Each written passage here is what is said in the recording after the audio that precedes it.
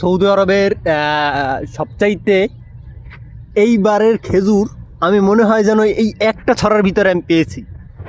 মানুষ যা মানে বলে না যে আমি দেখেন যে আমি আপনার একটা জিনিস দেখাই যে এই খেজুরের গাছটার ভিতরে, এই ছোটো একটা খেজুর গাছের ভিতরে একটাই ছড়া হয়েছে, ঠিক আছে?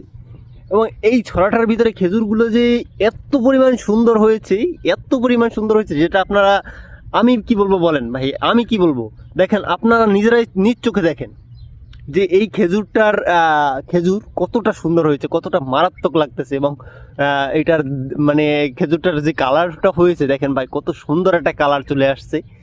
কালার চলে আসার পর এবং হলুদ সবুজের মিশ্রণে খেজুরটা আরও সুন্দর হয়ে উঠছে। যেমন ধরেন একটা তরকারির ভিতরে মশলাপাতি দিলে যেমন তরকারিটা সুস্বাদু হয় না, সেরকম ভাই এই জিনিসটাও ঠিক সেরকম হয়ে গেছে যে হলুদ এবং সবুজের মিশ্রণে খেজুরটা অনেকটাই সুন্দর হয়ে উঠছে।